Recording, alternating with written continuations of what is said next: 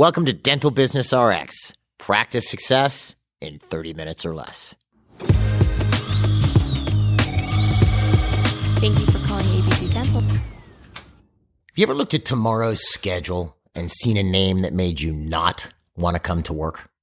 I think you know what I'm talking about. That patient who's rude, unappreciative, and tough on your staff. Whenever they come into the practice, the team gets agitated. Things start to go wrong. You can't wait until you're done. And then the front desk talks about the latest insult that they had to endure. And heavens forbid you did any major work on them, because they'll be back later that afternoon to complain about it and maybe some other dental work you did or didn't do.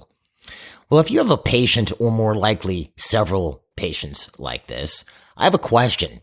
Why are you treating them?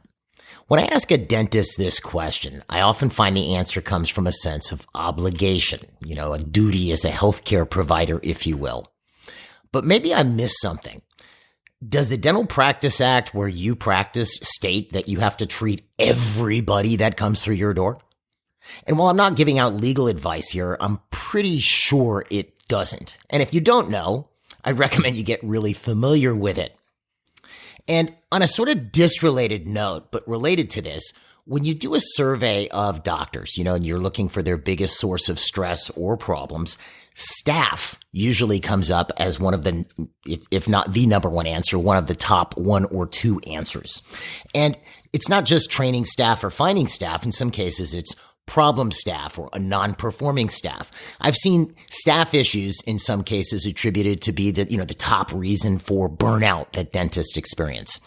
And while there are, of course, problem or toxic staff, they do exist, simple mathematics tells you that you have a far better chance of having problem or toxic patients. If you think about it, how many staff do you have? So you have 5. Let's say you have 10 staff. And let's take a random percentage of people that are going to be toxic. Let's say it's 10%. There is an actual percentage we go over in one of our seminars, but for just argument's sake here, let's say it's 10% for the sake of math. And you have 10 staff. That means one person is a problem. One person is toxic. But let's take a look at your patients for a second.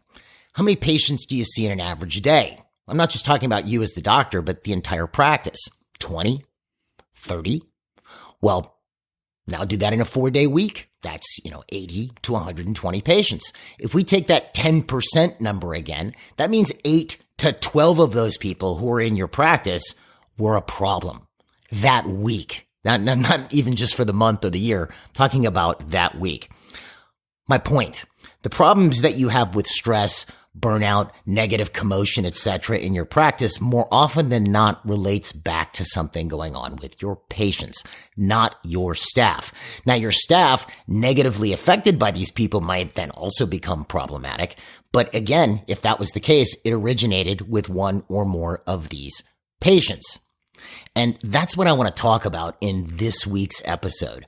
Problem or toxic patients, how to handle them to create a less stressful environment and a more productive practice. My name is Jeff Bloomberg and I'm your host. And I should start off by pointing out that this issue, this problem, toxic patient or people issue, is the effects of it are a lot bigger than you might conceive of, especially the knock-on effects or ramifications of it. It can create a far less productive office that's less fun and potentially toxic in and of itself as far as the environment if it's not handled correctly. And for that matter, you may or may not have heard of the MGE Communication and Sales Seminars. This isn't just to self-promote. There's a reason I'm saying this, although the self-promotion doesn't hurt. The MGE Communication Sales Seminars are three-day seminars that we do here in Florida, in the St. Petersburg area. We also stream them. You can attend them either way, although I recommend you come in person if you can. And it's basically how to get to teach you how to get your patients to want what they need. And they're very effective. The average doctor attending sees a $288,000 increase in the first year. They're very, very good.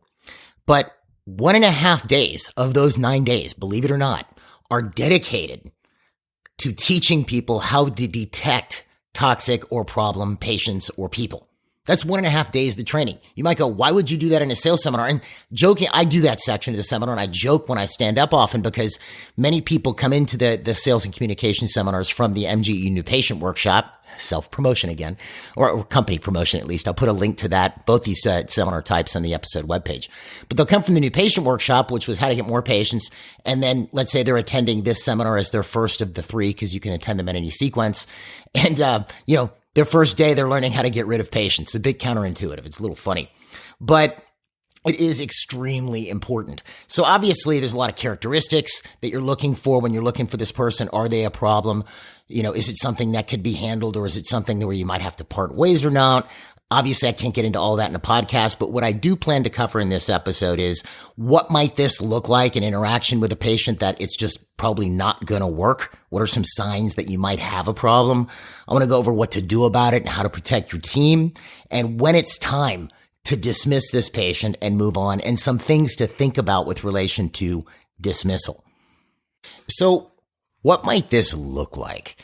I mean, there really isn't one size fits all in this case, when you might have a problem.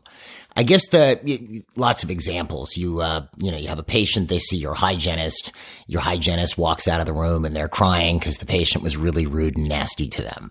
Or you have a new patient and they sit down with you and complain about how horrible your front desk person is and how they treated them like garbage, even though you've known your front desk is awesome and has been with you for 10 years. Or you have a patient who, get down to explaining their treatment plan and how much it's going to cost. And then they start getting into how they want you to not, take a copay, or they want you to treat them and then pretend that you're also treating their spouse who's also on their plan so that you can collect insurance from her, and therefore you're made whole and they don't have to pay their copayment, right? It can look anyway. You might have a patient that you're talking to and you're explaining the treatment plan, and maybe you get into how much the treatment plan costs, and then they stop you and tell you something like, doctor, let me explain something to you. I've trained a lot of people how to sell, and, a lot of patients would find what you're doing to be very, not very nice or unengaging, or that it would make them uncomfortable, and they probably don't tell you, but I'm the most honest person that I know. So let me tell you that what you're doing is wrong and you need to tone things down a bit. It could come in any different way, right? But the bottom line is, and this is something where it gets a bit weird. I'm trying to think of the best way to explain this. What you're looking for here is really the anomaly. You treat a lot of patients in a given week, day, month, year, etc. So, there'll be certain ways people are going to react to different things. There's a mistake on a patient's account. They might be slightly miffed or upset. You sort it out, and then it resolves and they're fine, right? That's the norm. But then there's that one patient, you try to resolve the issue and they just don't trust you, and you're just out to get their money, and it just does not resolve no matter what you do, right? It's weird. And the funny thing about human nature, and I don't know if this is a human nature point, it's just something that I've observed. If you've seen 20 patients in a day and 19 of them are any mix of grateful to appreciative to just nice, but there's one person who's just a complete jerk, who is everybody thinking and talking about at the end of the day? It's that one person. That's the one that you're talking to your significant other about. That's the one that the front desk is talking to each other about. That one person who just wasn't very nice, as opposed to focusing on the 19 who really appreciated you beyond, that really liked that you were there. Everybody's focused on that one negative guy or girl. And because of this human nature, again, I don't know if it is, it's just something I've observed. Let's take that example of, let's say you're presenting a treatment plan to somebody, and it's the same way you've presented treatment, and it's worked, and patients pay, and patients are happy, and so on. And they're telling you that your approach is wrong. Well, we don't want to have somebody upset or make them uncomfortable. So let's say this was working. You've done this for weeks or months, and your close rate with cases are pretty high. Then there's one person comes along and tells you you need to tone things down, and you shouldn't talk about finances because that makes you look like you're just interested in my pocketbook, etc. And you go, oh my gosh, I can't believe I did that. I feel really bad. So I'll just tone it down and I'll stop doing that. Then you notice, because you've changed, and you changed for this one person. Meanwhile, what you were doing had been working for months and months and months. But because you've changed for that one person, your close rate goes down, because you didn't want to make that one person uncomfortable doing what you normally do. So I guess the best way of explaining this is you're looking for the anomaly where the reaction is just outsized. It doesn't make any sense. The person slamming the front desk because you charged them $5 too much, or you said their insurance would pay X and it didn't. It's just unusual. It's the anomaly. They're asking you to do something really weird. That to me is always a humongous red flag, because if you compare it up against the thousands of other people that you've seen, you'll start to see that they don't match up. You probably have patients sign consent forms. I hope you do. Have you ever had a patient ask to change the consent form? Did you? I hope you didn't. Because why do you have those consent forms? It's to protect you. And what you'll notice is everybody signs them. But then there's that one person who wants to change it or doesn't want to sign it. That person may be your problem. Do you see? So the problem with these patients when they come in your practice and they create issues, they upset the staff, etc., they're rude, unappreciative, or whatever, is you have to look at what effect that is having on you and the rest of your team and the practice as a whole. How does that interaction affect you with the next patient? Does it make you feel better or does it make you feel worse? Are you more or less effective with that next patient? Do you see? So the reason I'm bringing this up is you have to look at, should this person actually be in your practice? Like, there has to come a point where you're going to have to confront this issue.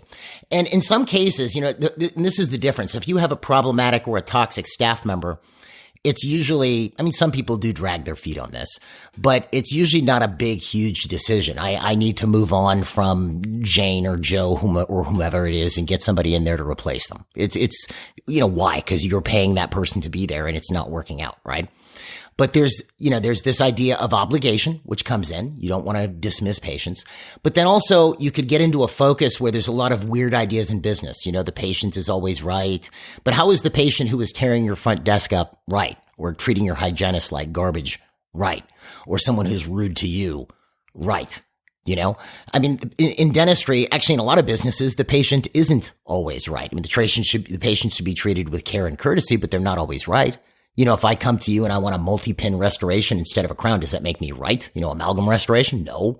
Just what I want to do. It doesn't make me right. It doesn't necessarily make me a problem. I could just be uneducated. But the point being is the patient isn't always right. But that idea that we get into, we can't lose customers, patient's always right, I need butts in the seat, that's a bad frame of mind to be in when you're running a business, because what you're going to end up doing is having people as customers that you don't want to have as customers. You're going to abide people that you wouldn't normally abide in your day-to-day life, you see? And that's something I would recommend that you don't do. Like yourself enough to only have patients in your practice that you actually like. We do that at MGE. If we have a client who's a problem, we just don't work with them. There's other companies they can go work with. And you might go, well, gosh, Jeff, you're giving away fees. You're giving away finance. I don't care. I want to be able to wake up and look myself in the mirror in the morning and actually want to go to work. Shouldn't you be the same way?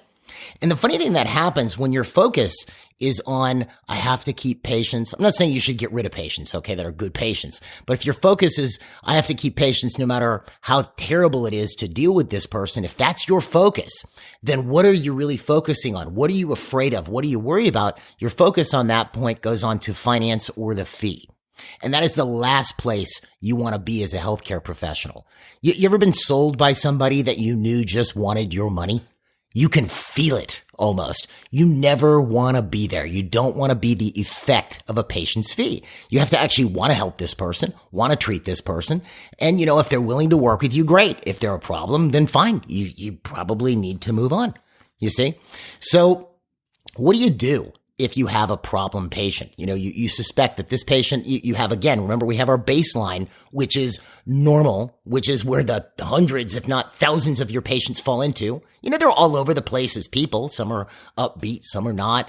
But generally they do what they're supposed to do. They miss an appointment once in a while, but they pay their bill. And, maybe they get a little aggravated when something goes wrong or if they have to wait, but they're pretty normal. What do you do when you get that anomaly? Well, the first thing you have to be willing to do is to confront it. Okay. And specifically, the way I would do this is I wouldn't have your whole team confronting issues like this. Let's take an example of that I brought up earlier. Person trashes your hygienist. Your hygienist walks out of the operatory in tears. What should you do? Now, again, you have to do what you want to do, but I'm just giving you what I would recommend a client does. I would recommend that they go talk to that patient. Maybe they go with the office manager if they feel more comfortable having a witness there, or they go by themselves and go, hey, listen, I was just talking to my hygienist, Susie, and she said that she was pretty upset after interacting with you, and I'm going to watch how they react. Because you know what? Everybody can have a bad day. That happens. And in some cases, the person at that point might own it. That's what I'm looking for. Do they own their behavior? Oh my gosh, I am so sorry, doctor. I'm just having a terrible day. I just got some really bad news at work and, and I took it out on her. Can I apologize to her? I had a client do this, talk to the patient, just in the example I've given you. Person apologized to the hygienist. Next day, the hygienist came in and got, big teddy bear and flowers. Okay. The person attempted to take responsibility for what they did. Or you have the patient who's demanding that you commit insurance fraud. You just tell them, look, that's insurance fraud. I can't do that. And if they say, well, if you're not going to do that, I'm not willing to be a patient here. Good. You don't want to deal with insurance fraud. You get my point. Does the person own it? Or maybe they didn't know it was insurance fraud. Oh my gosh, I'm so sorry. Okay, well then fine. I have to figure out how I'm going to pay this copayment. That's what we're looking for, but we have to be willing to confront it from the get-go. And there's a couple things that happen when you do that, and there's a thing that happens if you don't. Let's say I have a patient and they come into the office and they're just really rude and mean to the staff. Let's take it's a new patient for a second. They come in, they treat the front desk like trash. They come back to you as the doctor. They say, hey doctor, I've heard a lot of good things about you, but that person you have up at the front is just a real problem. I walked in and she was very rude to me and she told me to sit as if I was a dog and I've never been treated so disgracefully in my life and blah, blah, blah, blah, blah. Well, the wrong thing to do at that point, because again, if you have this frame of mind, the patient's always right. We can't mistreat the customer, which I agree. You shouldn't mistreat the customer. But, let's take a look at this for a second. This is a new patient. My front desk has been with me for 10 years. Who's most likely the problem? It's most likely the new patient. Front desk gets the benefit of the doubt. The front desk is also my staff member. I've worked with them for 10 years and, we've been through a lot together. So I'm going to trust the staff member first. Okay. So I'm just going to tell you how I would handle this, whether you would want to handle this or not, up to you. I would probably at that point, I go, okay, good. Well, what happened? Okay, good. Well, that's very uncharacteristic for, how that interaction normally happens in the office. Give me a minute. Go talk to your front desk for a second. I don't know what happened. He was just really mean, rude, etc. Blah, blah, blah. Go back. I was just talking to, Samantha up there and she said that you were kind of rude when you came in. Do you mind if I put you two together and see if we can't sort this out? Oh, well, no. No, I don't want to deal with that, blah, blah, blah. You know what? Maybe this just isn't a good fit for you and you might want to move on at that point. In other words, I'm creating an environment that's comfortable for my staff because if I don't protect my staff from that, I don't go talk to the rude patient who just tore up the hygienist and I let patients come in and run amok in the practice, they're going to get dinged up. Okay. They're going to get beaten up. And then if they see that I'm going to do nothing about that and I'm just going to let people come in and beat them up, I'm creating a toxic work environment and work's going to be a drag. They're not going to want to come to work. And eventually I'm going to lose good staff.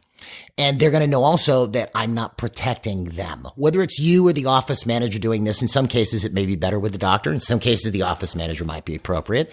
But someone has to do this, and it should not be the staff member. I would not want the hygienist having to confront this on their own. You know what the hygienist doing? Being super productive and doing great care on my patients. That's what I want. I want them taking care of my patients. That's what they should focus on. I want my schedulers focusing on scheduling, and I want my receptionists answering the phone and making patients feel really welcome.